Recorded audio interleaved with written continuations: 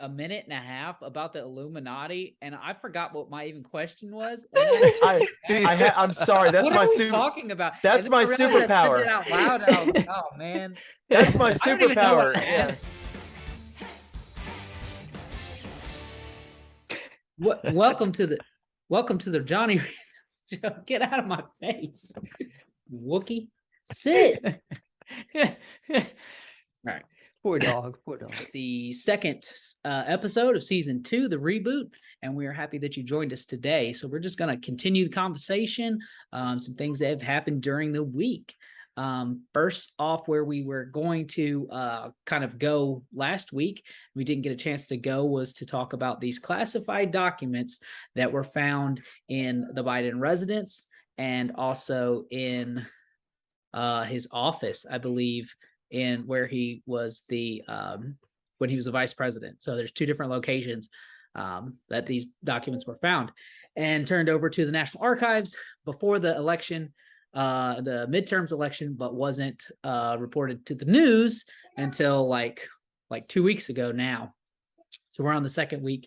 And so now you have more documents and everything that have come out. So that's where we'll start. I know, Matt, you had shared with me a interesting conspiracy theory that just kidding. Sorry. An interesting theory that I heard, actually not just, I actually heard Joe Rogan talking about it as well. So you're in that, good company of a person that has millions of listeners. So, which is way, way, way ahead of our podcast. So, yeah, so you can share that, and then I will share sort of my idea on what I think happened. Of course, there's really no way to know at this point unless more information come out, but I think this would be a fun place to start. So, Matt, go ahead, take it away. Well, I would say that there's a growing number of people who have seen how many times the liberal media has covered for Biden, from the Biden family specifically, from the laptop, calling it Russian disinformation without any real grounds for doing so. Honestly, they've been wrong as many times as the weatherman, but at higher stakes. So it's kind of amazing that they continue to have their jobs, but there's a whole machine behind that. And because of that, because there is such a machine, because a lot of people believe that the news is incredibly filtered before it ever gets to you, we're kind of suspicious that what is happening is that the Biden family is being abandoned, that Joe Biden is being strongly encouraged not to run again, and that whatever shift this is, that, and they may be trying to get Kamala Harris into office the only way that they can, so that they can hit this historic milestone where they have a Black woman president. Hard to say what the motivations would be, but that would be a narrative that I think some people could get behind, just because she'd be a Black woman first president. However, she is incredibly unpopular even with African Americans, so there's that. So that doesn't seem like a strong play in my book, but at any rate, it seems to me fairly obvious that there is either a plant by Democrats or possibly a plant by Republicans. Hard to know, but I think that it's fairly obvious to me that this is not something just getting through the cracks. There's been tons of times that things have gotten through the cracks and nothing came of it. It didn't make the news and it got brushed aside. So I would say this is more likely that it is something intentionally done, or intentionally not undone by the news media. So by the fact of where basically, it is. you think that these were, so one thing that I'm curious about this, do you think these documents were planted and then discovered to weaken Biden? Or do you think that these were discovered and this is an opportunity for someone to come forward and try to weaken his power, to try to get Kamala in there or somebody else to come in there? Which one do you think? I think it's probably both. So with the documents that were in his garage, there's the pictures that have been surfaced of his garage, and it's not like extremely organized. I would not be surprised if he had documents in there that were his own doing. But the ones that were in the Biden Center, I feel like those are more likely to be planted. So I think it's both, and that one triggered the other and created this whole snowball. And if he were to be fully investigated, and as very many other people would be, that he would be found to, like, if they were actually to do a Mar-a-Lago style raid on all of the places that he has worked and might have documents, they're going to find a lot more, just due to what you and Dad are going to say in a second, which is the reason I think it's accidental. Psychic. Yeah. Where's my Well, crystal we ball? talked There about it is. this. Yeah. Yeah, there's your fuzz ball to see the future. It's still foggy. It's not any clearer than it Still was pretty last fuzzy. week. Yep. um, Future's still a little fuzzy. So Yeah. basically, I got distracted in the middle of what you said, but to sum it up, you're saying basically that I think what I took from it, and you could say yes or no, is that you think it's opportunistic. They found these Mhm. documents and so taking advantage of it, right? But I think the first one was probably planted. Okay. And then they found out the other one. But the idea was it shouldn't take too much evidence. So with Donald Trump, some could argue that he had the authority to declassify these documents, and therefore they're not classified if they're in his possession. You could make that argument from a presidential standpoint, but you can't make that from a vice presidential standpoint. So with how strongly he stood against former President Trump with him being found with documents at Mar-a-Lago, then that was the best pronunciation I've ever said of that word. But anyways, I think that they were trying to be like, okay, yeah, you say this, we can use that against you. So I think there was an intentional plant on the one it found in his the Biden offices, Gotcha. Okay, so Biden Center. Dad, if you want to take the Well, or an alternative. Yeah, I think that the underlying thing is that Joe Biden has lost his cover, and the possibility is that there's a motive, that there are people that normally cover for him that have In lost bunny suits. that have lost their incentive, or have a stronger incentive to have someone else, there. So, that seems plausible. Planting, I don't know. I think less of that. I think that he probably, like a lot of government employees, even from back in the day when I handled classified documents, have just in general, I mean, for years and years and years, this is a cultural thing, that those who work with classified documents don't take them very serious. When I was at the Pentagon, they brought me books, thick books, and you read through it, and you have clearance for this thing. And if you divulge this information, it's $10,000 fine, 5 years in prison. Next page, you have this clearance. You have, if you divulge this information, you're going to go to jail for, 5 years and $10,000 fine. They just Right. page after page after page, and you just sign off that you read this and you understand it, and you don't And even you know what they're didn't. talking about, because it's like your first day. You don't know what this stuff is. Nobody walks through and tells you, that this is what this means or how it applies. It's just you sign away your life. It's just like, it's the same thing, only it was years ago. When you get a new piece of software, do you make this agreement? I guess so. I want to use it. I want to go to work today at the Pentagon, so I guess I'm going to sign off on it. I don't know what this means. And so there was times that people were doing stuff, and I thought, like, that doesn't seem like the right thing to do. Yeah.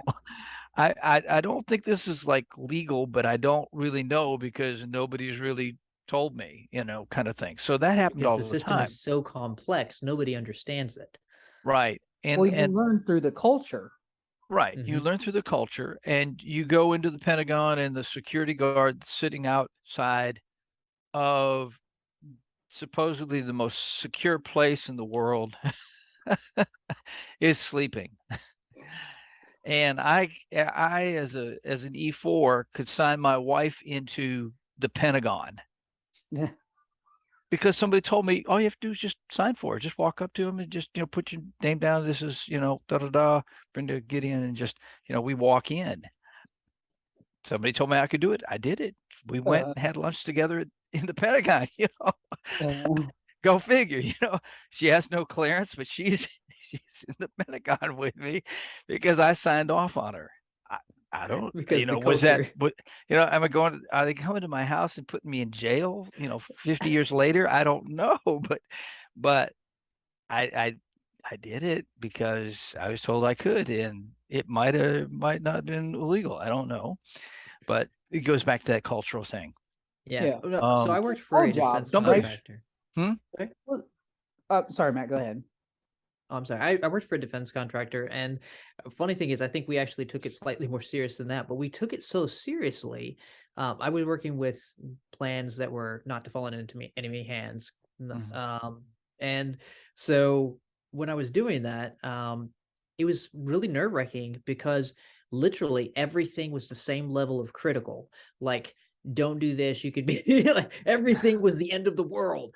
And I had to learn what was actually important and what wasn't important based on the reactions of people, and finding out when somebody else would mess up or when I would mess up, like what the reaction was.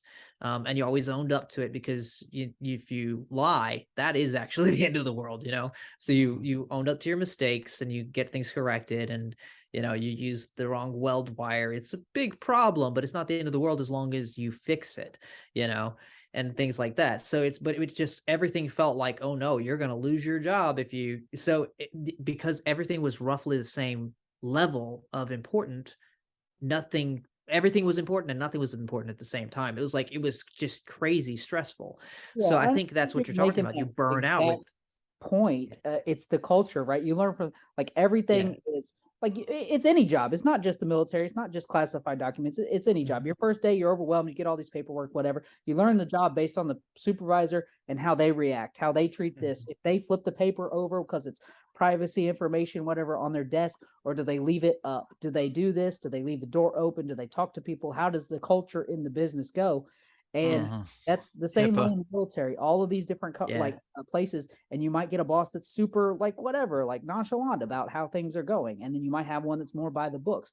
But that doesn't mean that the standard changed. And then there's also, like what you're talking about, there's like overclassification. Like, not everything that they said was classified need to be classified, is not a top secret, thing. But because they don't want anybody to know anything about what's going on over there, everything is classified. You know what I mean? They push that That's line one way person's back. thing. Yeah. So they push it. So there's this overclassification thing. So because there's an overclassification thing, and because there's no way to judge this, it's all classified. It's all, oh no, end of the world, $10,000 fines, imprisonment. You end up getting people in the government that take things home with them, or put documents in their car and drive them, whatever. Or they have laptops, or they take their stuff, whatever. And they have these devices and papers and documents and stuff. So finding a classified document in the home of the vice president is like the most uneventful thing in the entire world. But it's also like, how in the world could you let this happen? You know what I mean? Well, it's also where he left it. Because it is important documentation that is in regards to our, government. So it needs to be treated with the level that it deserves, but we can also acknowledge that some of this stuff is overclass. I mean, and the culture is the problem, is a big problem. And so that's why I don't see any conspiracy here at all, necessarily. I don't see anybody trying to throw Biden under the bus. I think it was discovered 2 days before the election, or a couple days before the election, and they were like, oh no, we need to report this, whatever. They contacted whatever, and they tried to keep it quiet because it's, you don't want to make the boss look bad, whatever, blah blah blah. And then you can't don't have to worry about that. He does it himself. And it comes out. And then when it comes out, then you find other staffers are like, everybody's walking on eggshells, like, oh no, we got documents. Oh no, we've got some more. It's in his garage with his locked Corvette, and so you end up getting this situation where I don't think there's anything necessarily nefarious about it. And I think the same thing of Trump. I think Trump, there's Yeah. countless accounts of him just, letting people just walk straight into the, Oval Office, whatever. And like certain people were able to just do that, come and go, documents out on the table, whatever. The fact that he took it with him to Mar-a-Lago does not surprise me at all. The problem with Trump is that when they raided, first of all, they raided, Yeah. like, that seems unprecedented. And then second of all, it's deny rather than like, okay, turn them over, whatever. Like, I don't know. It just seems much more adversarial, which Well, I think is fine too. And there is certain, arguments to be made on, classification, whatever. That's fine. I just don't think that it's all a big deal. I wish Yeah. that Trump would have made more of an effort to give those things back.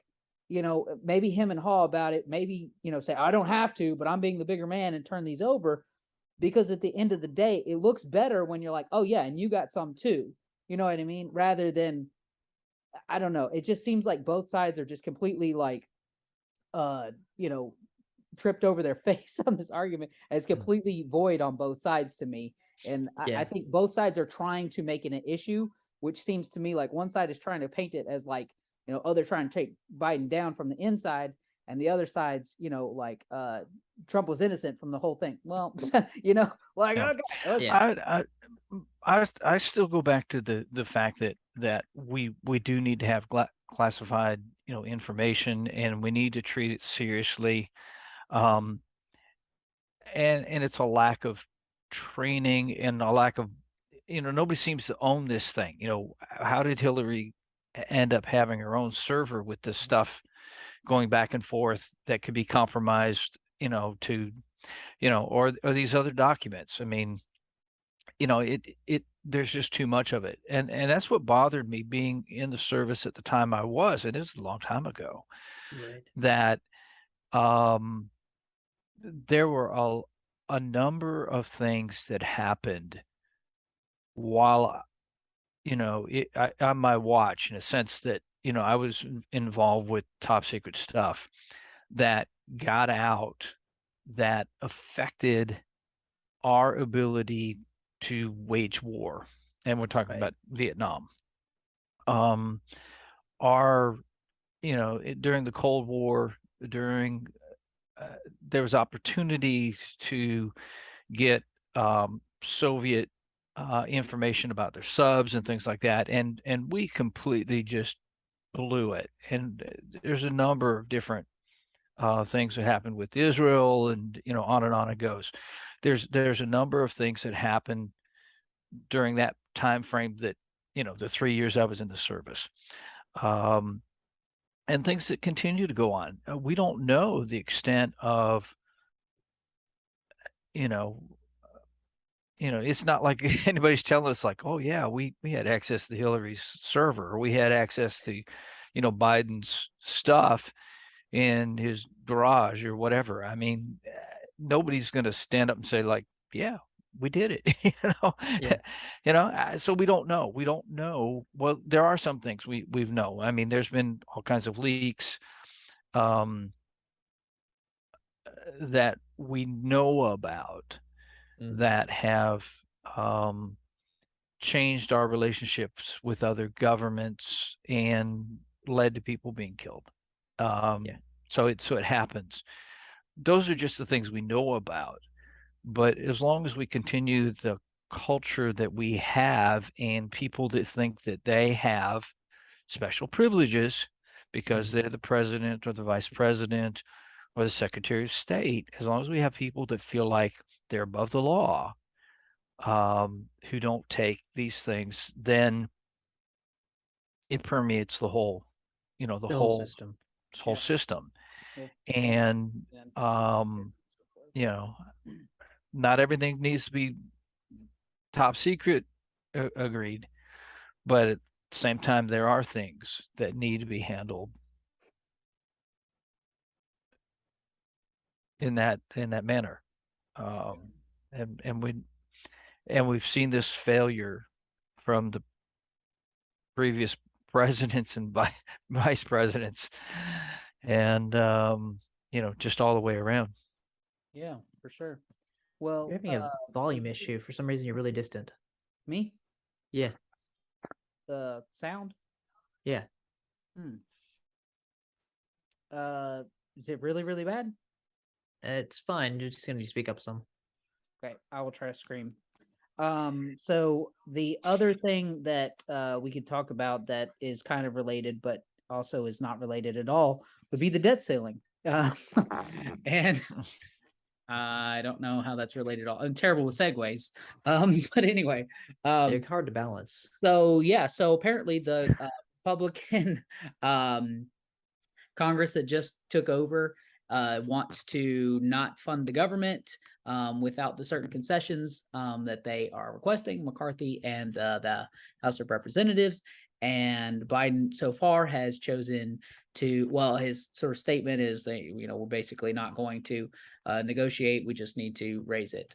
The We deadline. don't negotiate with terrorists. Exactly. So what do you guys' take on that? Just quick initial thoughts on this. I think Matt went first last time, so I guess Dad can go on this one, and then I'll kind of follow up on the debt ceiling, whether you think that the Republicans should hold their ground for the cuts, I guess, that they're demanding. I really don't know exactly. I hate to say that, what the specific requests are, if you know those. And then we can, you want me to edit this part out so you can look up what the cuts are? Let you look it up. No. Well, our budget, we are and have been for years and years and years and years now, just terrible with budgets and all. We keep lying about it. It's just like fixing immigration, fixing the budget. It's all a power play, to try to get, somebody, one Congress passes a budget, and the next Congress gets to destroy it. So why didn't we, get it right the first time? Because we're so divided about how we're going to spend our money and what we're going to give it to. And this system, just because we can't have a system of filibusters that actually works. It used to work, but it hasn't. They changed the rules, and now it doesn't work. So because of that, we don't really get a honest, an honest system of something that's workable. So the system's flawed, and until we change the rules to something that actually allows a minority opinion to be heard and to be dealt with and to be, brought to solution, then we're going to have these kind of things. And I guess it's good. It gives us a chance to once again look at the budget and say, okay, we made these compromises or whatever, but everybody knows it doesn't make sense to have this budget that we have. It's not workable. So it forces the government to come to that. What we do have with the Treasury Department doing these extraordinary things is we've just given it more time to do something. If they, if the government really knew that wasn't going to be done, would they have solved the problem sooner? It's kind of like, if your professor suddenly says, we'll give you a little more time if you really need it. Well, everybody needs it. I'm never going to do the project. Yeah. I mean, if I knew that it was a hard and fast deadline and, every day late, you're going to lose a letter grade or something, we'd get it done. That's our problem. We're just procrastinating the inevitable. So that's my take on it. We'll get it done. we'll make cuts, and it's like making sausages. Nobody really needs to know. Should know. It's ugly. Nobody should know what's in it. That's You right. think that it ties into anything that we were talking about last week? And in so far as it's like where it's incentivized to be like Contentious. yeah, contentious because you're trying to hurt the other side for political gain. I mean, Yeah, always. Yeah, we have no incentive to work together. yeah. I mean, Um, the debt ceilings, all those debates, all those shutdowns and stuff hurt hurt what's his name, Obama, more than it hurt the Republicans, or just as much. It hurt Trump, and he never let it happen again after the first shutdown was so dramatic and terrible in his favor. He never let it happen again. And so we're just going to continue to do this to try to, hurt Biden is, I think, part of the strategy, because it works. It hurts the person in power more than Yeah. than it hurts you, the stalemate. So Matt, I'll get you a chance to jump in here in a second, but Paul had mentioned, because was talking to him earlier, and so he said, I was like, "What's your libertarian take on the debt ceiling?" So I could introduce no. that, whatever. And he had posted a meme from Spike Cohen, and so I'll just read it. Imagine if you maxed out your credit cards, but you have the ability to raise the credit limit without calling the bank, and you can hire people to rob your neighbors to make the monthly payments. You just imagine Congress and their debt ceiling. So that's I guess the libertarian take on the debt ceiling. Oddly enough, I'm not too far off on that, to be perfectly honest. I'm thinking I'm the like, same thing. yeah, libertarians have some points. I mean, I have some issues with their takes on law and order and how that should work. But as far as how finances should work, kind of makes sense. When our government was imagined, when it was thought up and it was an idea and it was agreed upon, there was no central bank, and there was a debate about whether there should even be a central bank. Also, what the role of the central bank should be. Now, creating currency was the province of the Congress.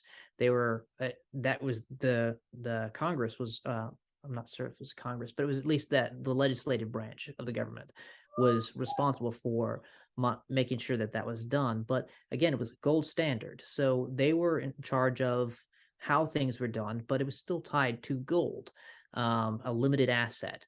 So it really was never imagined on fiat currency. And one of the biggest things that's very important to remember in any system that you run is you've got to consider what you're incentivizing, right? And incentive structure is the reason that we have all of these antitrust laws about companies that are monopolies and things like that, because with those incentive structures, it's just stay in power no matter what. And unfortunately, that is pretty much what we're looking at with the government. So the government has technically delegated their authority to the 10 banks system, whatever that thing's called, Federal Reserve. There we go. However, for all intents and purposes, whatever they ask for, they're going to get. So they can spin up as much money as they want, just start printing it off. And fiat currency has consequences, but those consequences, the people who are spending the money are very insulated from the effects of those consequences. So there's a problem with the incentive structure. And that's where we see all of this happening. The only thing that the Congress worries about is whether it's going to help or hurt them, whether the debt ceiling is raised. While everybody else, we're worried about what's going to happen when there's tons more Can I money on eat the tomorrow? market. Can I Yeah, afford what's going to be eggs? the price of eggs? Yeah, So that's just the latest. a couple things. First of all, Hamilton did have something to say about debt ceilings. He didn't want caps on spending because he thought that if we had just arbitrarily capped ourselves when we were under attack by another nation, then we would have to we wouldn't be able to defend ourselves. And he was worried about it Right. from a national security point of view. And he also made the case that it sort of delegitimized our our currency as well, or the government as well, because goodness, I'm like really butchering because I can't think of the quote, but of Right. exactly what he said. But basically, the essence of it was Hamilton's view, which he was the first Treasury Secretary, and wrote the Federalist Papers. He was in favor of the not having a debt ceiling, and then so that's one thing that I think about. I But again, that was and also fiat through the currency. representation of these 10 banks just get whatever they want. I mean, they don't. They get what the Federal Reserve gives them. If they, up the interest rates or lower the interest rates, the bank doesn't The 10 want banks that or are the not Federal want that. They Reserve. don't do what? The 10 banks are the Federal Reserve. The Federal Reserve is not. The Federal Reserve manages or loans to the banks, and then those Okay. banks have 50 authorized banks that they can loan to, and then they Mhm. can divvy it out. So there's the trickle down effect of of the economy. So I just don't think that your representation was necessarily entirely accurate on how it works. I don't think that they just get what they want. It's not just like put in a request and then just get it because you're a bank. You have to operate within the rules That's not what I that were said. set. I said that so the Congress can get what they want from the Federal Reserve. the who in Congress? Just any old congressman can just go to the Federal The Reserve. resolutions of want? Congress. I don't understand your. I don't know why you're quibbling. So I'm saying that Congress can spend the money that they want to spend, and it will be created if it is not, if it's possible. In other words, like they're going to spend some, they're going to loans, or they're just going to get a loan for it. But they don't have to worry about where this money is going to come from. The Federal Reserve backs the actions of Congress. Whatever budget we decide on is going to be what the Federal Reserve makes possible through loan or printing. And then that's why that I think Hamilton was necessarily against just putting an arbitrary cap on it, because what is the point of doing that? That weakens us in the eyes of the world. It makes us look silly in situations where we argue about this and that. There's also, I want to get you guys' take on mint the coin. Have you all heard of that? That Mint the coin. Mint the coin. So it's basically a idea that somebody came up with, and it's been years ago now, but it's kind of coming back to in popularity. But basically, the Treasury could mint a coin or create a coin that is worth $1 trillion, and just apply it to the national debt, and basically knock out $1 trillion of debt, and you wouldn't feel it in inflation. They wouldn't be increasing the ledger of these 10 banks. It wouldn't cause this inflationary. You wouldn't be increasing the cash reserves. You would just be lowering down. It's as arbitrary as the debt ceiling itself. Just all of a sudden today we're at our max. We've hit this number. We can't spend any more money. It's like, okay, here's our magic coin that brings it down. So now we can spend more money. I mean, the whole thing is sort of, in my view, kind of stupid, and it's arbitrary. And when you're talking about, it's not like pouring money into, it's not like not quantitative easing, but where they increase the money supply. You're not putting dollars into the system, even though that doesn't ever trickle down, or it takes forever to trickle down in effect.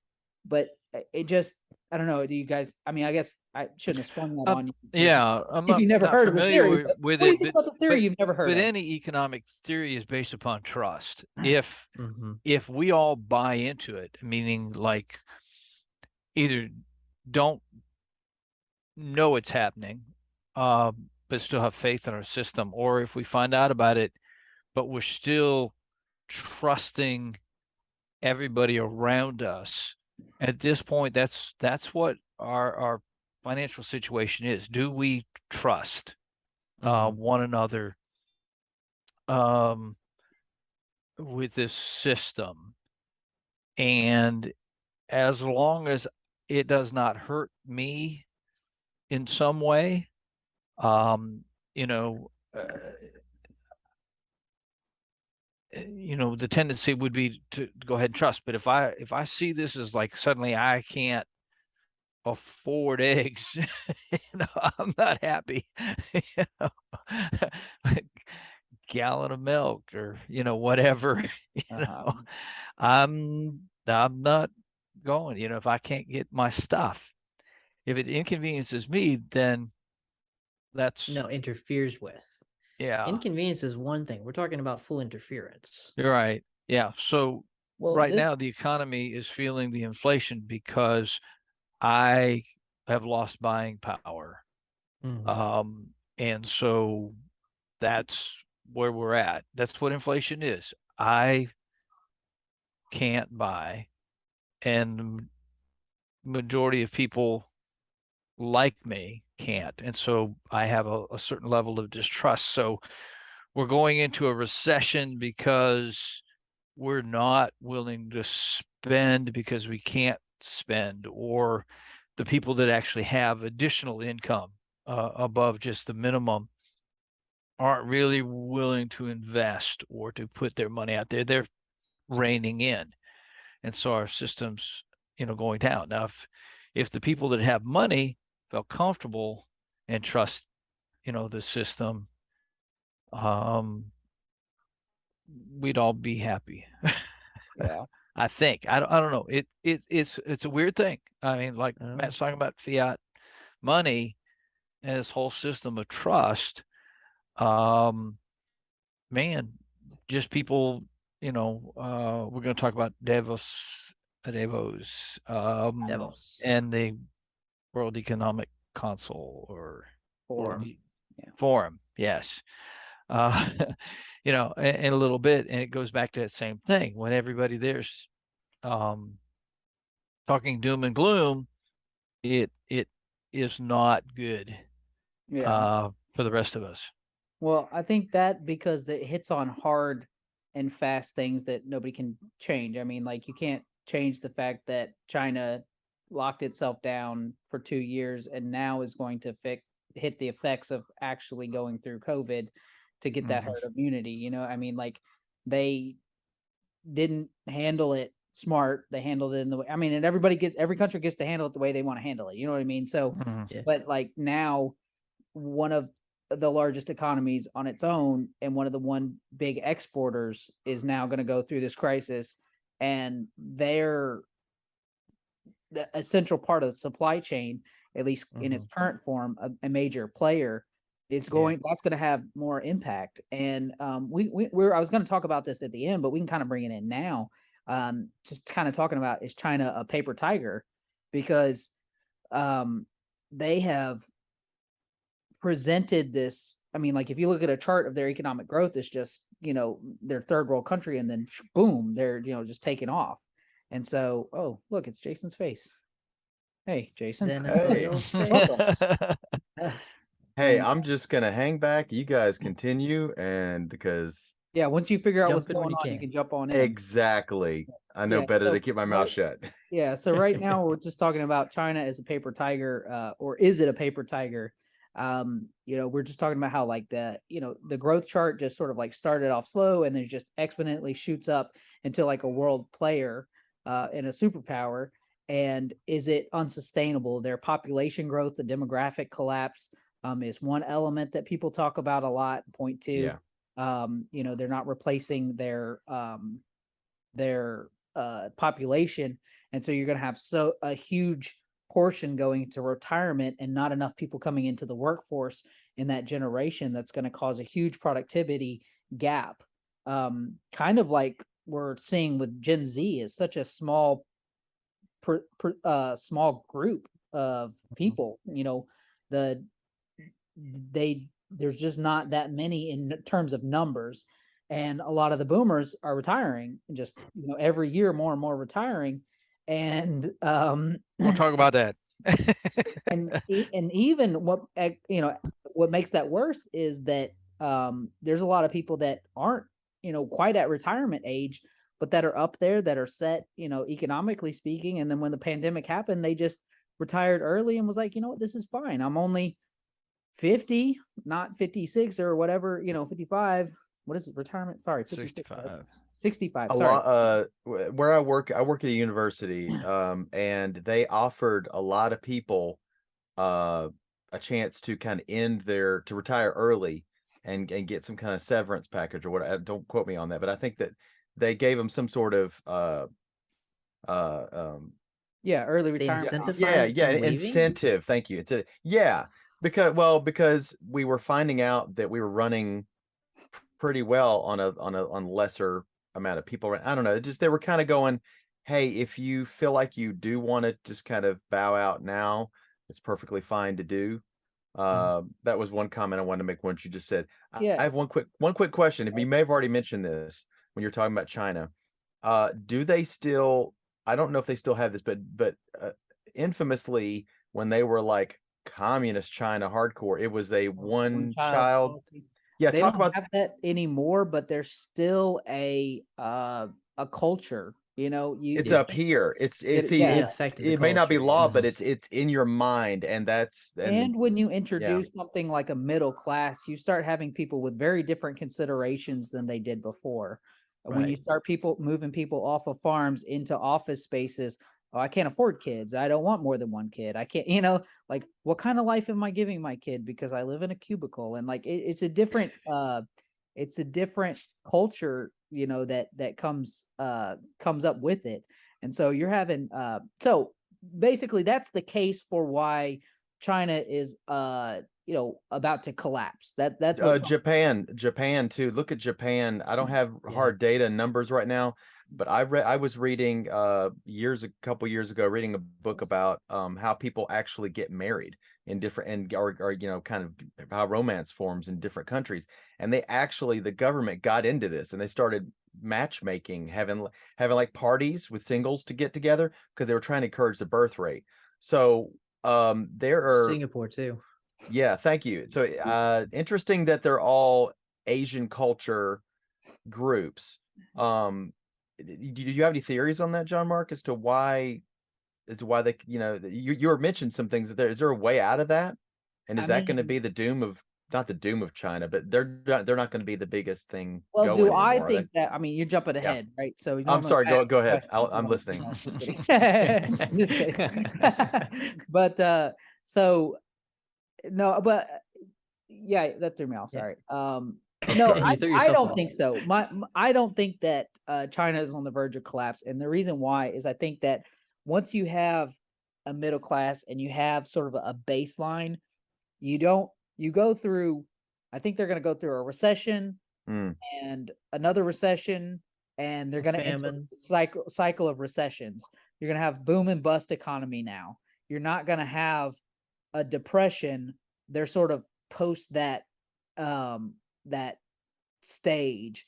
And I think that we talked a little bit about this on one of the deep dives. I think we did last season a little bit and talked about how I think I may have overstated the housing market collapse. I mean, I think it's devastating and it's going to be devastating. I think you're seeing that playing out. And I think you're seeing the COVID policies play out and you're seeing the demographic collapse. But at the end of the day, do I think this country is just going to completely turn back into a third world country?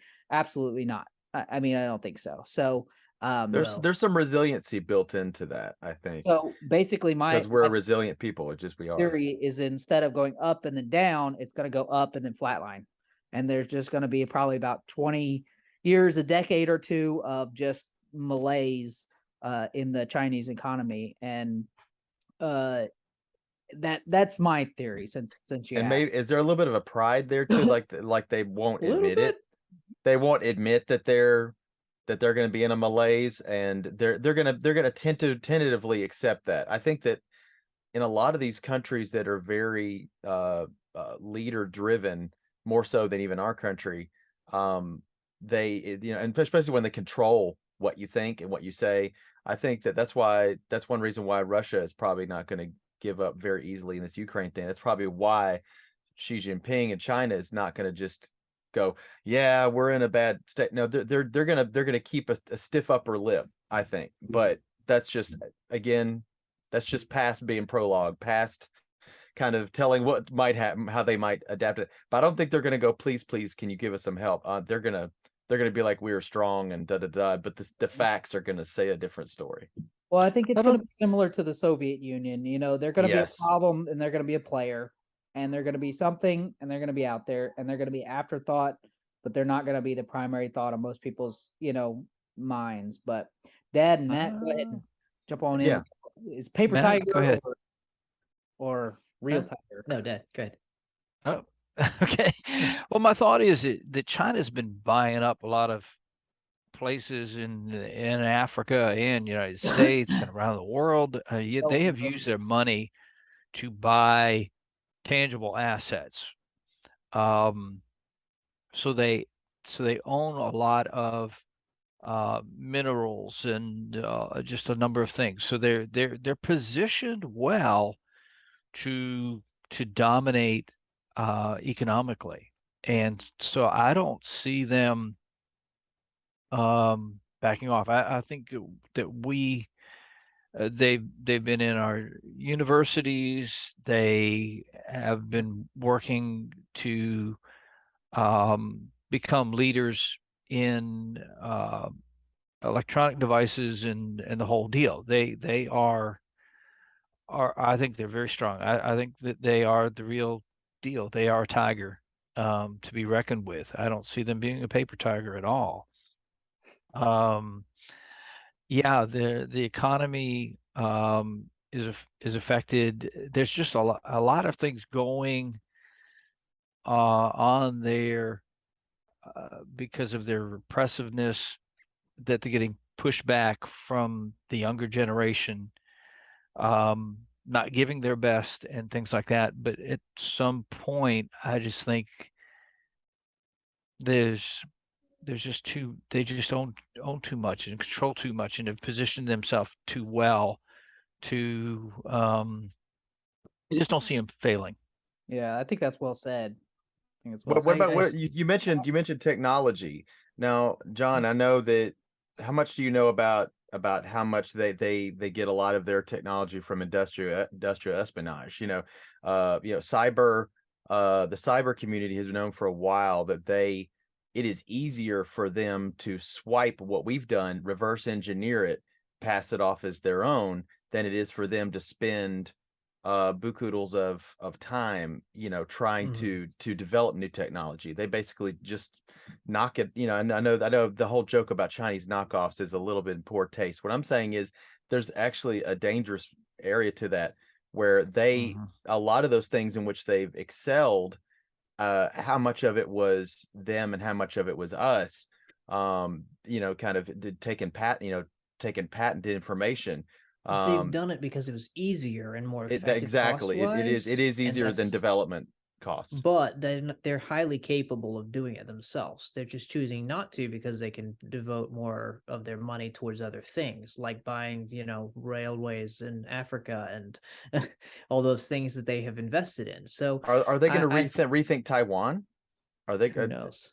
I want to know. I want to know what you think about that, John Mark. Everybody, whenever Russia took Ukraine, or I'm sorry, attacked Ukraine. I'm not going to say they took it yet. People were always saying, "Oh, they're going to take advantage of this as a distraction and go after Taiwan," because they've been salivating after. Well, before Taiwan. I answer that, I kind of want to know whether Matt thinks it's a paper tiger or not. Yeah. He didn't answer. It I'm depends sorry. on a lot of things. So the reason that I think that China could go either direction is because population is power. If you have population, you have power, and they currently do. Which I think kind of lends towards the stagnancy a little bit, but also they could lose a significant amount of their population very quickly through famine, easily, famine or disease.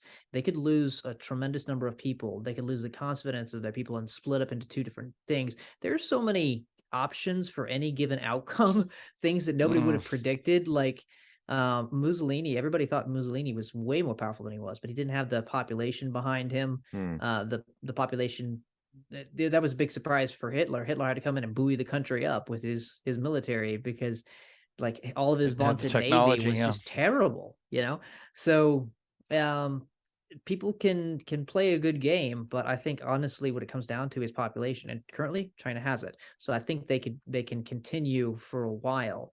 But the for question how long? is, are they going to lose it? Are they going to Yeah. fracture to lose control of that population? Russia managed to kill off a tremendous amount of their population, and that was what really did them in the Soviet Union, because when they had the people, they did well, and they were able to get a lot done. And when they were under pressure, they performed really well. But then the people lost any incentive, and everybody was under threat of their life, and it didn't go well. People in China currently feel relatively safe. Most of them don't have a problem with their government, but that could change. So I tend to think that population is the big factor, how much population they can control. That's why they've done well. So Yeah. Well, I think that's all. I think that's all. I think we've done a good job of collecting a lot of the fact points. These the pros and the cons. And I think the picture that it paints is, I think that if you just focus on the demographic collapse, all the bad things, all the negative, the economic situation with COVID and stuff, whatever, but then you stack up the other side of, okay, they've done a lot of investing in Africa, and they have the population size. Regardless of if it's going backwards, they still have us 2-1, easily, almost 3-1. 2-1. So it's like, okay, yeah, well, you're starting at a much different place. So so yeah, I mean, I tend to think that it's I wouldn't say it. Maybe try to think of a good analogy. It's a paper tiger, but behind it is a falcon. It's a bird of prey, but it's not nearly a tiger. You're not scared of a falcon the way you are scared of a tiger. And that's not to say it is a player. They're ruthless. And taking it, what it is, but yeah. And then as far as Taiwan goes, I mean, I think that they had a chance. The timing was right if they were going to invade right after, Russia did, but I don't think they were ready. You know what I mean?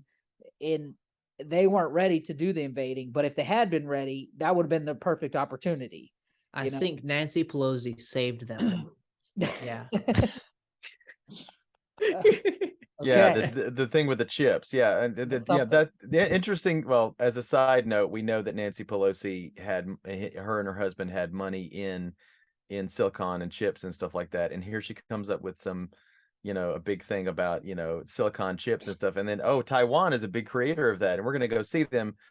So I get your money is way more important to her, I think, than I'm what I'm saying is, well, just cementing her legacy. Like, okay, yes, I was the Speaker of the House, and I blah blah blah blah, and I visited China. I was fearless when I went to Taiwan. Yeah, but exactly, yeah, it's the photo op and whatever. But yeah. So next topic that we're gonna dive into would be Davos and just the World Economic Forum.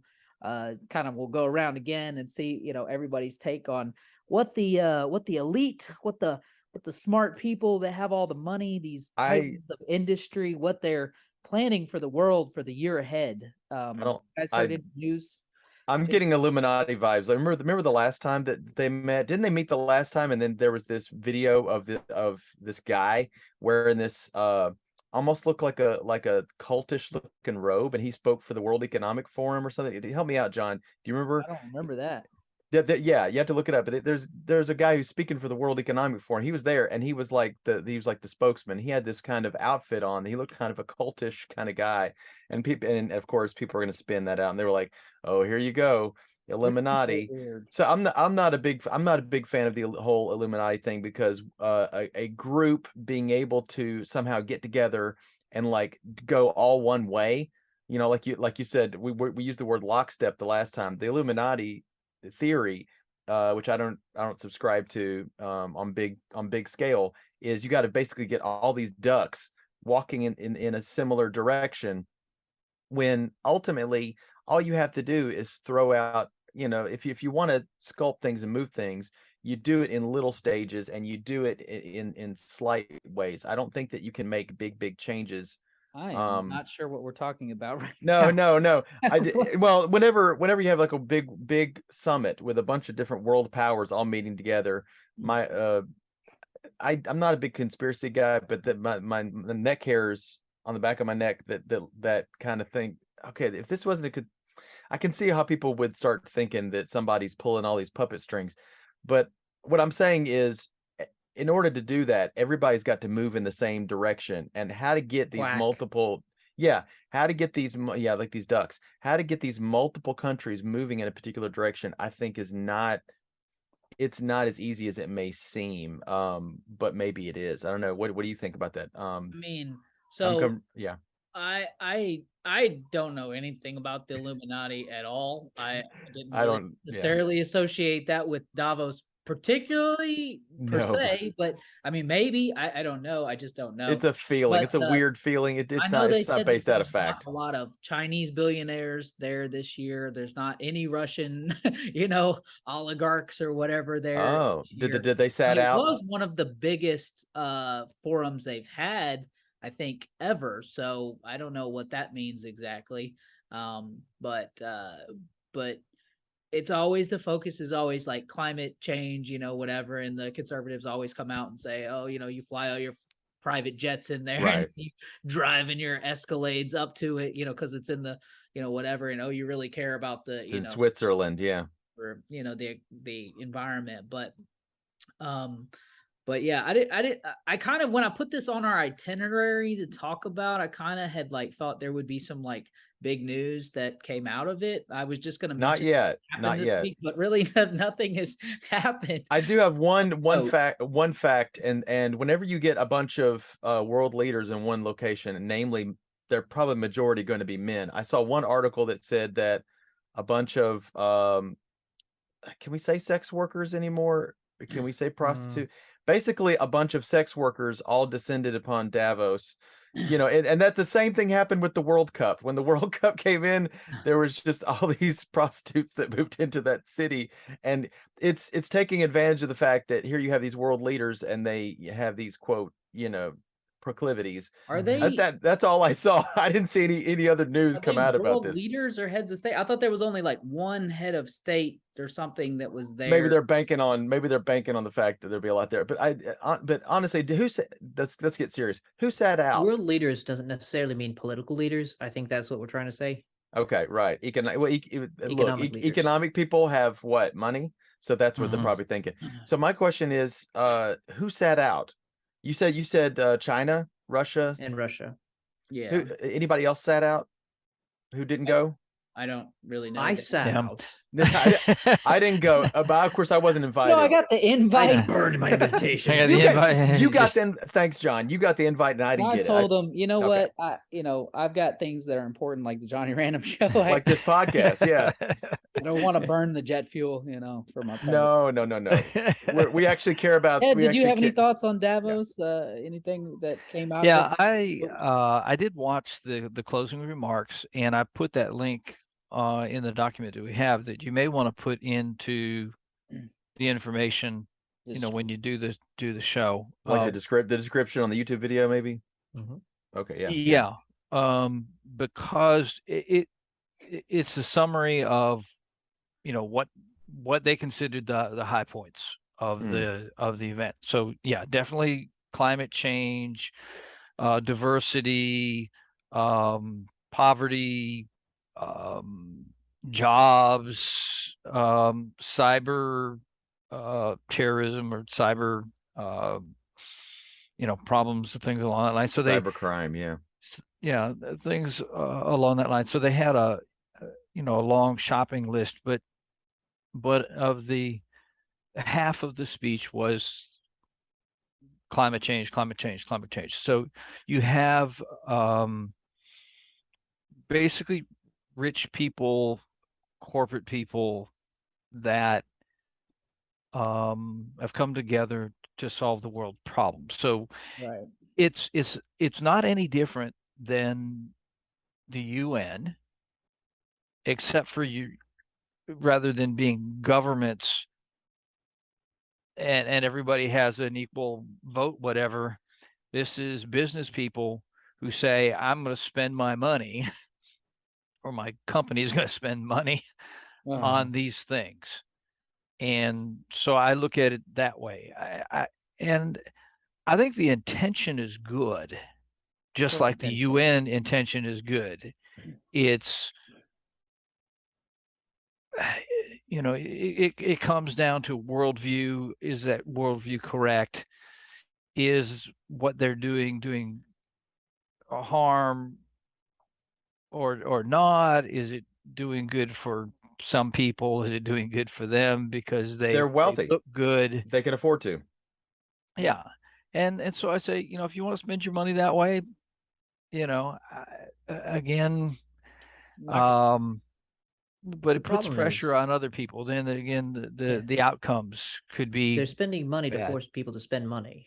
That's pretty much what they're doing. They're not just spending their own money. That would be everyone. innocuous. Yeah, everybody Right. wants to control. Everybody says, okay, well, climate change. Let's look at America. Actually, what you need to be looking at is the ones who produce the most, and that's going to be China, India. Those are huge populations, middle class and below. Okay, they're not elites. They don't have the wealth behind them they make choices on how do I feed my kids for the day, for the week? How do we not die?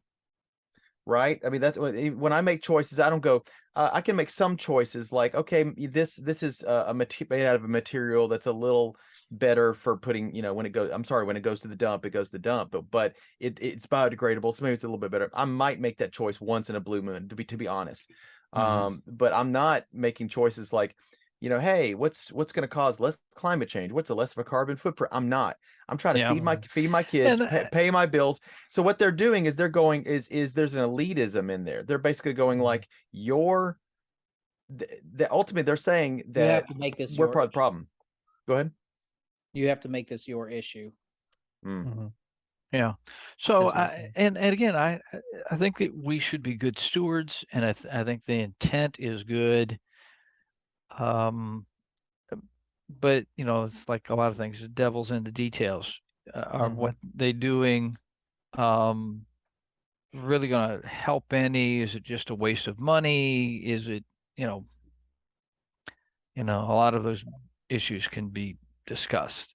Well, you could go back to pre-industrial times. I mean, they're talking about, these temperatures are rising. I know we could get into this in detail, but I won't get too far into it. But you drop us down to pre-industrial times, like take our technology way back. The temperature is not decreased to the level that they want to do.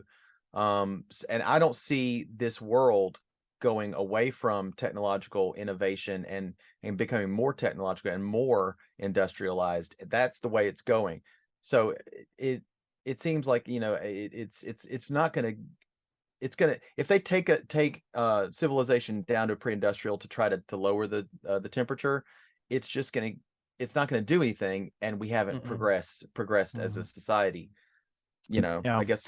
Well, there's a lot of broad themes, artificial intelligence, a lot of different things that they're into. And again, what are their motives? What is it going to mean for us? It will affect us. I mean, when rich people make decisions, it will, ultimately they rule the world. It's the golden rule. Those that have the gold make the rules. That it will be that way. So I think it's worth keeping an eye on what specific things they are pushing for, and I think it's an important conference. I think that not everything that they do should be condemned or seen as conspiratorial or anything like that, but it's at the same time, Carrie big stick, walk softly. Yeah. Well, I was thinking about Kerry, former vice president, John Kerry. John Kerry, yeah, was speaking there too, so he's still hanging out, with his stuff there. So yeah. I think that you're right, because I mean, we should keep up with what they're saying, not to like hang on every word and not to call them conspiracies and Illuminati necessarily. I mean, I don't know, but to know what people that have the money, it's like a source of news. You know what I mean? You follow what the governments are doing, but you also follow what real wealthy people are doing, because they put money behind initiatives and do things, and so it's worthy. Trickle down to us eventually, So or on us. Yeah, and they were definitely against Russia and for Ukraine, and so that was part of their messaging too. And using energy as a weapon and various things. So there's some legitimate concerns that they have there. But just how all that plays out, I don't know. Did you guys talk about how speaking of which, we haven't gone into really Ukraine yet at all. I mean, Dnipro? It's a long flight. Yeah. No. What was it? What was the one of the attack on those apartment buildings in Dnipro. Yeah. There was like multiple, and the death toll is going up, and they're looking for bodies, and they're not finding. This is what little I read of it. Basically, it's heartbreaking, and they're not, and I want to know, how long is it going to be before we take a look? I don't know. I guess I'm a child of the 90s, and I remember, even though whatever you want to say about Iraq and Desert Storm and all those kind of things, I'm far beyond that in my life right now. But there was a time where we called it patriotism, but there was a time where we were like, no, you do not hurt them, and we're going to go in there and get you. But then there was this pushback of, regime. You want a regime change, and you want to put someone who's part of your kind of way of a democratic, lowercase d, democratic kind of person. We put them in place, and we have good trade with them. And look, see how they're kind of like America light now. You know what I'm talking about? The Middle East and everything. So, but we've been so like, scared of that, especially the Democrats being like, let's not. But if it was a Republican in charge right now, I have this feeling like they would be like, Fox News and rockets, and little promos with flying eagles in them, and and they would have some kind of name like like Eastern Shield or something like that, and we would be fighting with Ukraine against Russia, and it'd be. So I do think that they would have pushed it to the next level with this patriotism thing. I don't know. Are we still? I don't know. Scared of that? I think Trump, the Republicans have been burned. By the whole Ukraine or the Iraq thing, and honestly, the Republicans are putting the most drag. Neocons.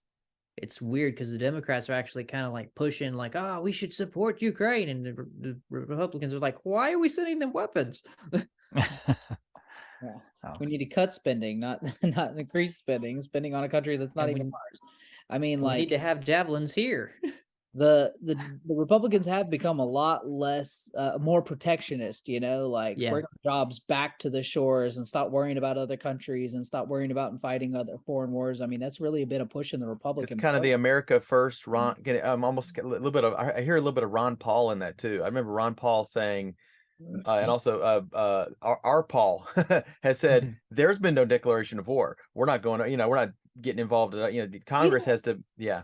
That's worth a little bit of conversation, and then we're gonna probably end the podcast with on the funny stuff, George Santos. So stick around for that. Oh gosh, that guy for a second. But why? But yeah, just about the Republican Party. So this, get on my soapbox for a second here. So what the Republican Party of the 2010s and the Republican Party of today is so different. I mean, you talk about.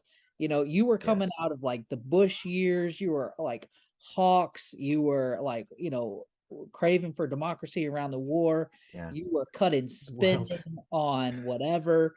I mean, it was the time for the Tea Party. The Republicans were like in unison on this is the message. This is the way, this is the way. They were all Mandalorian on it. And then but then you had Trump, and it was such a shift. It was such a dramatic shift, to this protectionism, to this, China's bad. We don't need to fight in Iraq. We don't need to fight in Afghanistan. We don't need to do all these stuff, whatever. Let's work on us. Workers, like priorities, whatever. But like he didn't really govern necessarily that way. I mean, you had the tax cuts for the rich, that kind of like was the first thing that they did. And I mean, they had that locked and loaded and ready to go for him to sign it, And like, really, that was like on his approval ratings, the lowest point in his entire presidency was right after he did the tax cuts. And then, pretty much just sat on his hands for a large majority of the time. I mean, didn't get the border wall done, but I mean, but larger than that, the shift in the Republican Party has been very dramatic. And now you have McCarthy and the Jim Jordans and the debt ceiling talk, and it's like we've reverted right back to 2010 Tea Party Republicans. And it's like, what happened to the shift?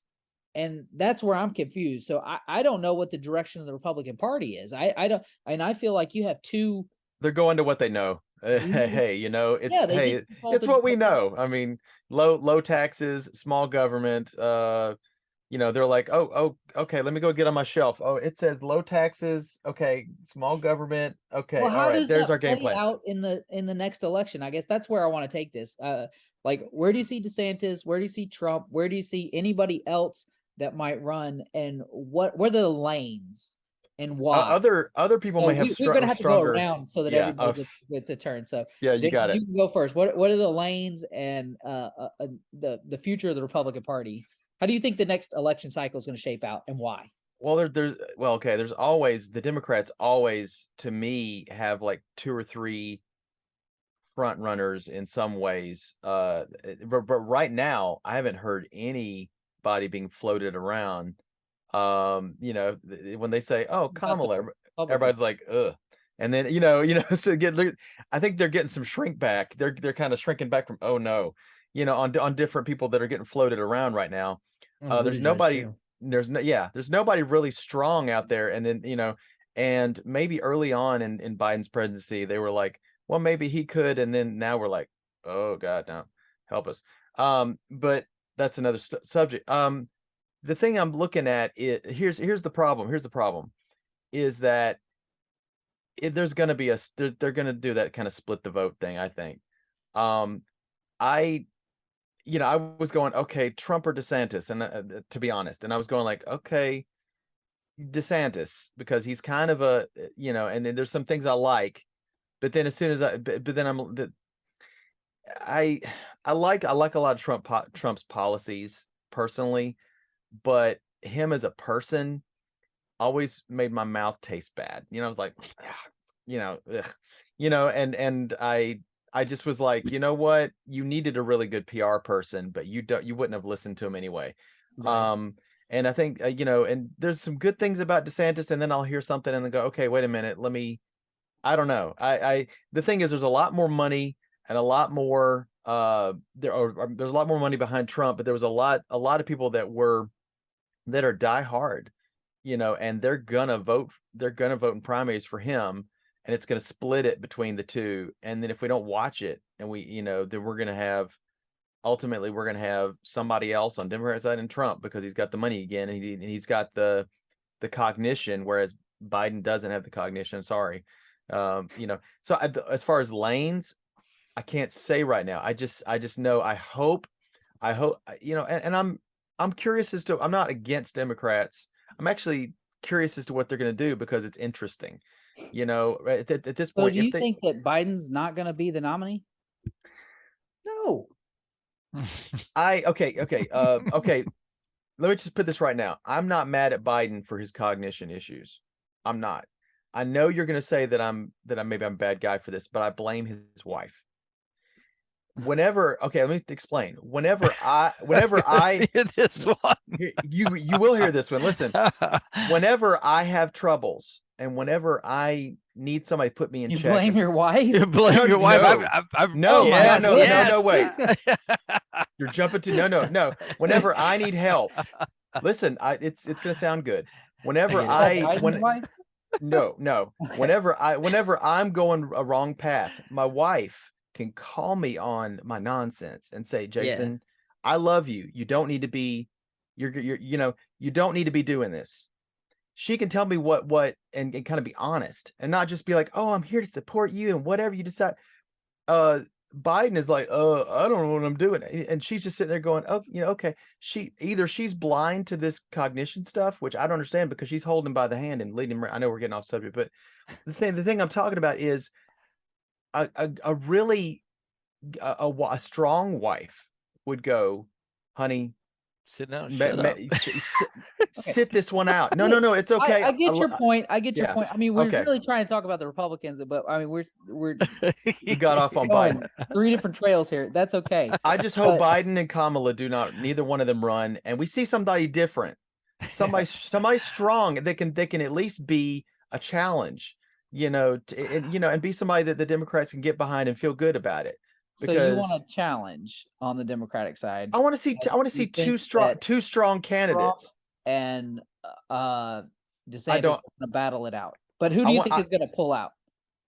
I think DeSantis is going to look better coming out of it, and he's not going to give in to the kind of the name calling and stuff, and Trump's going to be saying he has small hands or something, kind of like he did with Rubio. It's the last ditch effort of somebody who doesn't have anything strong to say. I think. What is the old thing that people say is when you don't have no more bullets left in the gun, you just throw the gun at them, right? So when you have Is that logic, something people say? I've heard it. When you have Oh. logic, and you have plans, and you can talk about somebody and their policies, I'm like, okay. But as soon as you start saying that Trump has this tendency, okay, to make fun of people in the way they look, the way they act, because his base just goes, oh, Trump, telling it like it is. He's playing 4D chess, and he's just a jerk. Bully, yeah. If you have somebody over here who has bad policies and stuff, if it's Nancy Pelosi and I was trying to talk, and had a debate with her, I would talk about her policies and what she's pushing forward. I would not make fun of the way she looks, okay, and the way she talks, because that's low. I'm sorry, I think that's low. And Trump, he's like, I got that. So between DeSantis and Trump, who do you think is going to win out? Okay, sadly, DeSantis. I think Trump has got a lot of money behind him, and he's gonna. I don't know. My hope is DeSantis or somebody like him. Okay. That's my hope. I'm sorry. I don't. Yeah, I can't tell the Let's see future. if I can ask all 3 of these questions. I'm sorry. I'm sorry. I So got first off on of all, it. which in the Republican side, the direction of the party, the shift, do you think that shift is going to be shift back to Tea Party, away from Trump ideologically, the way he took it, more protectionist and worker friendly, or do you think it's going to revert back to that? And which candidates do you think are going to run? Who do you think will win? And now we add on the Democrats. Do you think Biden is going to run or not? Yeah. So Okay. 3-parter. I'm going to answer them in a different order and That's fine. explain why. I would say DeSantis is going to be Trump light. That he has to. If he's going to compete against Trump, he has to be like Trump. But more likable. Mhm. So I think Which he Trump's is. influence is going to be there, and he acts like Trump in a lot of ways. He's a fighter. He puts people down. I mean, not the same way as Trump does, but he does it. So I think that by taking Trump's tools away from Trump, and in some ways does things like Trump's and sounds like Trump and that type of thing, he'll be able to defeat Trump by using the same tactics without being ugly. And he, in some ways, he comes across that way. He's got a machine. He's got everything in place. I think he will be the contender, and I hope he wins. I mean, I really do. I don't want to see Trump. Again, I would say, like Jason says, I liked a lot of Trump policy. I think a lot of things that he did. He's got to be ugly enough in his person, and I think every Republican going forward for a while will have to be as ugly as Trump is, because the media will try to discredit him, will try to put him down, and if they the only way that the media is going to play in this game to try to put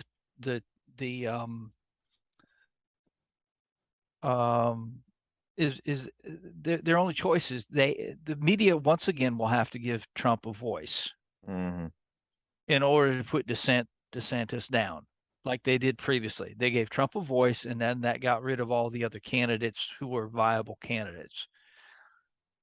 But they can't do that again. And they know that they can't. Well, they might try. I don't know. They're going to try. I think they will still try to build Trump up as being the candidate, and everything he says they miss him. that puts down DeSantis, they will build it up, and they won't give DeSantis a platform. But I think that DeSantis has enough backers and supporters, and he is enough of a Trump personality that he can call their hand and not look like, oh, what was the female that kept calling the media out on stuff, you know? What, Palin? Sarah Palin? No, not Palin. Carly Fiorina. Lauren Boebert. Yeah. Carrie Lake. Carrie Lake. Carrie Lake. Yes, Yeah. Carrie Lake. Oh. You know, I like her. I liked a lot. They can make DeSantis look like Carrie Lake if they want to. Feed him some disinformation, and he goes blah blah blah, and then they go like, yeah, look at this fact, you know, you're wrong about that, you fool. He needs to get ahead of the information, because there's a thing that I tend to do, and it's I put myself in the other party's shoes, and I go, what do they have against the guy? So things like how they tackled the COVID thing, were they too open? Things like I know it's they're going to call it the "Don't Say Gay" bill. They're going to bring that up. Well, the whole COVID thing is going to be DeSantis's that's going to play in his favor in the whole fight. It's not in it. I know. Biden, against Trump. But let me, Matt, you go ahead and present your theories, and then do you need me to restate the 3-part question? No, I think it's going to be DeSantis in the end, because Trump is going to actually start off and drop out. He's going to set DeSantis up, I think. And then, because I don't think he's actually truly interested in running again. I think it was somewhat of a nightmare. But anyways, he made his legacy. He got his goal. He was president of the United States. But anyways, I think that he's probably going to set DeSantis up in the end. And then I think that it's going to be AOC on the Democratic side. I think that she's going to come out of nowhere. And yeah. Wow, I forgot about AOC. She told you, coming out of nowhere. Is there an age limit of how young you can be to run? I think it is 35, yes. But I don't know if she is 35. I think. Wait, is it 35? No, 35. Well, it's got to be 45 for president. Yeah, she succeeded in She succeeded in a small area. Where she got her start was a very small area, but she's played out a lot of her career now in the public eye. And I could have come up with a list off the top of I won't do it, but I'll come up with a list you have to have a ground game. You have to have she's got so many things I don't see that as possibility. But hey, when you're looking back on this video in 2 years, so saying. This will be on us on the record. So here's my theory. Okay, I think that DeSantis and Trump are going to get into it, and they're going to destroy each other back and forth, going crazy, whatever. And it's going to just be bombs and the media and crazy, whatever, blah, blah, blah, blah. Yeah. I think who's going to win that is decided by whether Biden is going to run again. If Biden is going to run again, DeSantis will win. Yes. If Biden decides not to run again, Trump will win the nomination. Because I don't think anybody wants to see. It's like some psychological thing Americans have against rerunning the same show. It was like, oh, here's Clinton, when it was Bush clown show, yeah. And so we couldn't do Bush. So Bush got pushed aside, and Clinton, so it was Clinton versus Trump. So I think that people are going to, in their minds, if it's Biden versus Trump again, nobody can stomach that. Literally, everybody will just have like a crazy whatever. So it's going to. So DeSantis will win if Trump decides to run again. That's my calculation there. My other sort of calculation is if Biden doesn't run, then I think Trump will win, because I think Trump is just going to destroy DeSantis enough. But I think Trump will lose in the general election against whoever the Democrats put up. I also think that the most likely scenario would be Biden decides to run again and DeSantis wins, and he's so damaged from the thing that Biden's corpse gets elected for a second term. So that's my no. that's my You theory. took it dark. I do think that that Trump, okay, you know when there was just a thought. Now DeSantis hasn't officially said he was going to go, right? No.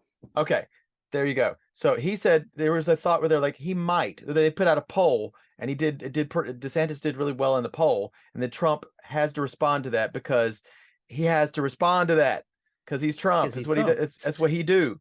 So he responded to that. But Trumper's got a Trump. So he started tearing him down, and I'm like, wait a minute, you're both on the same side. Oh, it's on now. He didn't even say that he was going to run, and he started. I don't think that Trump doesn't give up. Trump gets beat. You have to beat him down and then make him say uncle. He is not going to do it. And I'm not saying that is a great thing.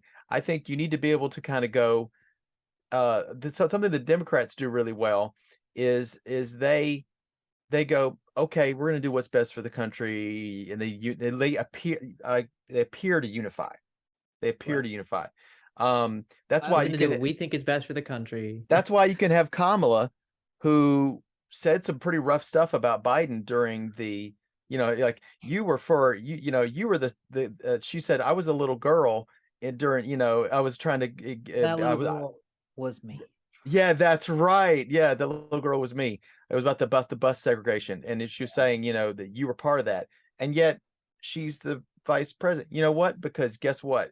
If somebody comes and says you can be the vice president, and they're like, okay, I'm a person of color, that's a first.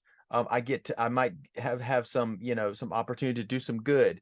You're going to take that. You're not going to go, Biden. No, I hated that guy. You're going to take that shot. You're going to take that chance. But I don't think that DeSantis would go and become the vice president for Trump, and vice versa. It's going to get dirty. It's going to get dirty, but DeSantis is going to, when people get dirty against him, he stays cool, calm, and collected. If that's how he's going to be in the general election or in the primary, he's got good chances. But Trump is going to get low. He's going to get down and dirty, and he's going to turn people against him the same way some of his tweets turned a lot of independent. Trump president, DeSantis vice president. No. After you're talking about Kamala, I think there's a possibility that DeSantis literally just sits out and lets Trump has it and becomes the VP. That's probably his best shot, because one more term of Trump and then you're the automatic. It's like a guaranteed gimme. All you got to do is they're two powerful egos, though. The thing that at all, you just team up. And you set up this sort of cat and mouse game. Will he run? Won't he run? Oh, okay, blah, blah, blah, blah, blah. But at the end of the day, you support him and you get that thing. I mean, to me, it's the smart thing, but is his pride going to do it? The other thing I think about DeSantis' calculations he needs to do is let Trump swing and miss, swing and miss, swing and miss, swing and miss, swing and miss. If you just let the man swing and miss, hang himself and miss, the rope, it's the rope hanging, and miss, you're gonna win, because he's talking to no one and he sounds crazy. But as soon as you start coming back at him with I gotta be the Trump light version, whatever, you're seen as the little brother. Mm-hmm. You're playing his dirty game, and don't get your hands dirty that way. Don't do that. That's what Rubio tried to do. That's what that's what killed Rubio. Cruz was we're okay, well, whatever, I'm Trump light, whatever. And then when it got to just down to two of them, he was like, all right, I gotta take the gloves off, here we go to fight. You can't be, you think you can get we can be stupid. You can get way stupider than him. You know what I mean? Like he can get stupider. You know, He like, has that. you wanna be He dumb? has What? I that can get bully. dumb. He has that bully ability. You know, when you have a bully there and they just keep talking smack, and Yeah. you've been bringing good points the whole time. You know, logical, cogent arguments, and he's just and you're like, okay, and then there's a point where you just like a switch flips. And you're like, okay, now, and you get up and start chest bumping, and that's like I said, when that's when it's over for you. Yeah. Like when I talked about the gun, I said when there's no more ammo in the gun and they throw the gun at you, it's basically when I've heard that used when when a Democrat calls you a racist, you've won. Because basically the whole point is you had all these cogent arguments and all that they have left is to call you a bigot, or a racist, and it actually it has no meaning anymore because the argument has no weight to it. So even if you're black, you can be called racist. Or they use that word uncle. They use that word Uncle Tom. There's a really great documentary called Uncle Tom. I think Daily Wire may have had something to do with it, and I think there's I can't think of his name right now, but man, it was really, I saw a little bit of it. It was really interesting. But the thing is, it's really not a good thing to be calling people. And here's the thing is, and that's a whole nother subject, but when you see somebody and they have a certain ideology. Were you talking about Uncle Tom, Larry Elder? Yeah, there you go. That was a good documentary. I haven't seen it, but I wanted to. It's pretty good. But that's the thing. See, there are so many, and I'm not saying if Trump did one good thing, it's that there's a lot of independents and a lot of African American. I've seen more African American people kind of go, yeah, I guess I'm conservative then. And I'm like, oh, have you noticed that you see a lot more spokespeople for conservatism? It's like a switch. Now they may not be like super pro Trump, but I'm saying we got to watch in this always is watch what they call the mushy middle or the I don't like mushy middle, but the independents. They swing. Well, they the reason swing why that I thing. think they came and were attracted to Trump was the worker party message, the jobs not going overseas, the protectionist ideas, family first, family stuff like that. That appeals to a lot of Americans, no matter what your race or ethnicity is. It doesn't. You know what doesn't appeal to the African American culture and the Asian culture, or whatever, is cutting the IRS and tax cuts and all of the limited government principles is not what I think. Because we kind of got away from that aspect of the question, is not what I think is a winning message. And I think that there's a part of me that says DeSantis is Trump light without the Trump message for workers. And what he's really, I think he'll get there. I don't know. I worry about that. And I worry about that if Trump can get to the middle of DeSantis and put him more in the economic, like sort of extremist category, whatever, I think that's not going to be well for DeSantis. I really don't think that he's going to get as much in the general election as well. He might have to go so far to the right.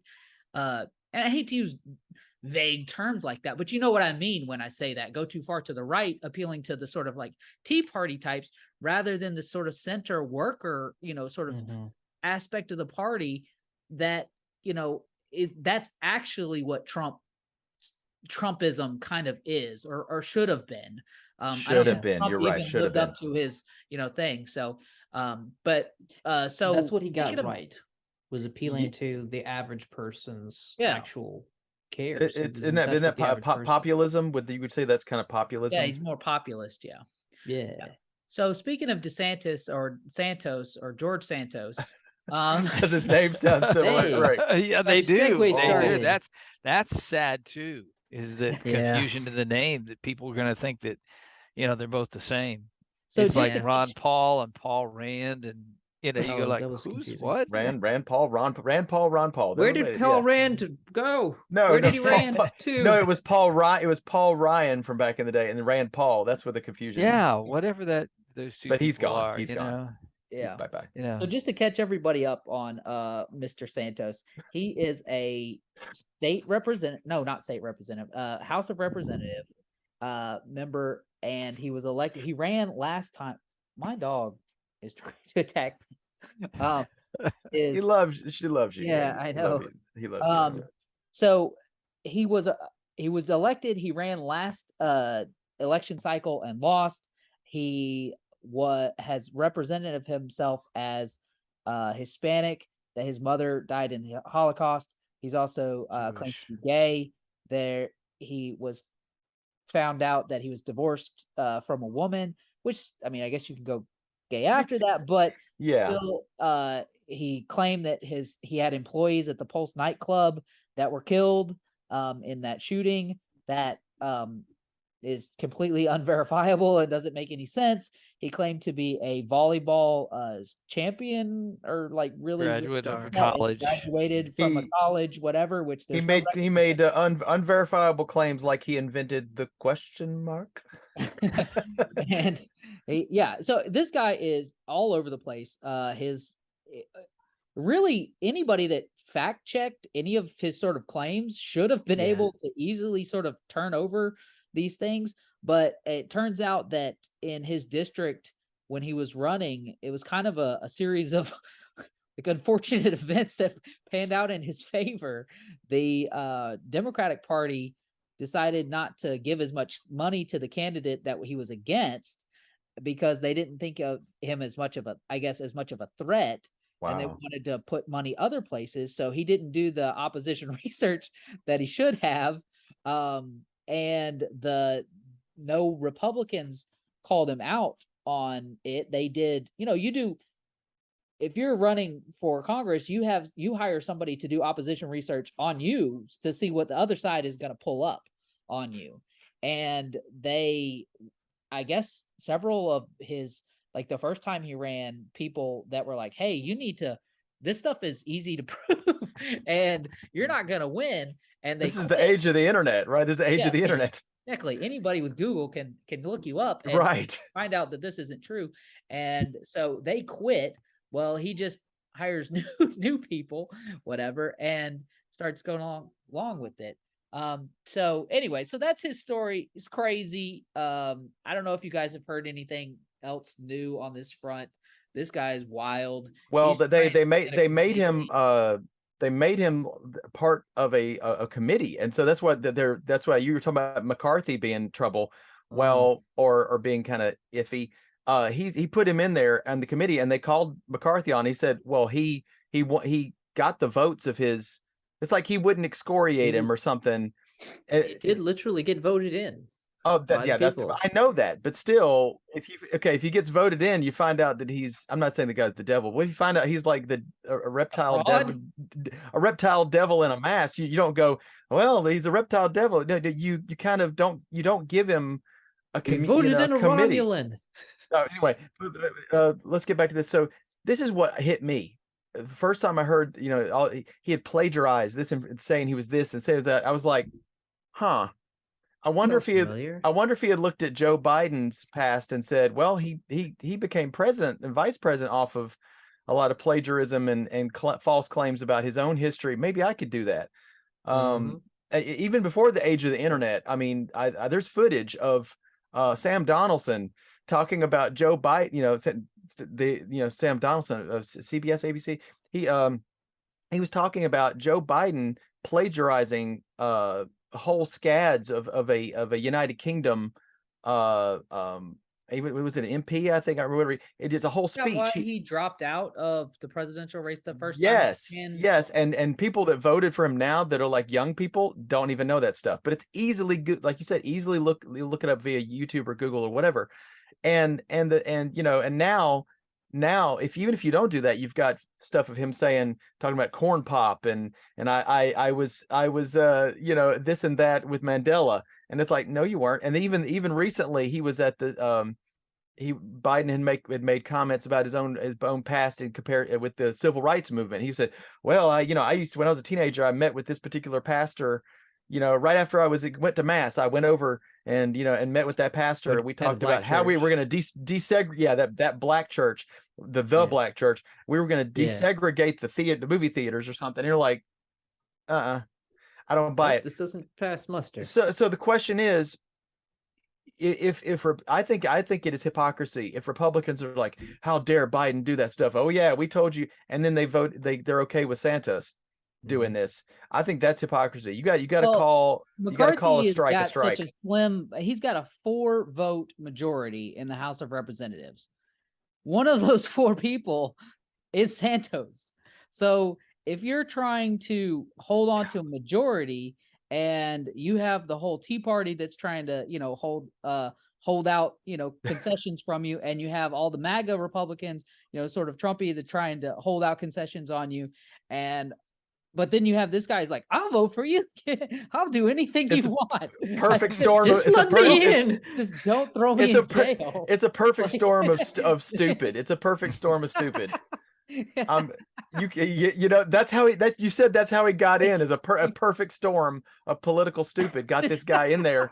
And now we're like, you know what? The best thing that could come out of this is if they bring back Horatio Sands on SNL to do George Santos on SNL. There you go. And Horatio Sands is great. He could play him, come back. People would be like, yo, we know him. And he could make a really funny, but it's really gonna look bad for Republicans. I don't know how we make good out of this. They're gonna lock him up. I mean, they'll get him on campaign violations. I mean, he had a whole basically Ponzi scheme going. And oh my gosh. He wasn't smart about his campaign contribution. I mean, I honestly don't think he probably thought he was going to win, because he lost last time. And is this a punk? Really, is he punking America out? Like he lost a bet. There's good money in raising money for a campaign. Even if you lose, there's good money in it. And this guy has he's living large off the campaign.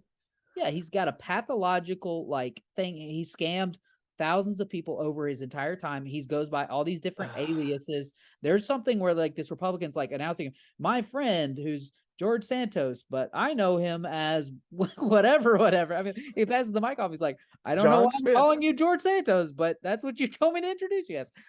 It's bizarre. It is so. That's what he identifies as. There we go. That's the answer. He identifies as these. He's got lots of pronouns. I like that. He's like, what pronoun do you want? I today I'm this pronoun. Next week I'm this pronoun. This week I have this particular thing I follow, and this thing. You look like you have a green and a blue wing on your head. Oh, I'm an angel. Who? Oh, John does. I thought you would. I thought that looks like you were at a very strange Susicle or a water park, a really weird water park. Okay, now we have the clip for the beginning of the show. Target. But there's been a lot of different people who have gotten in, who were felons, who couldn't vote.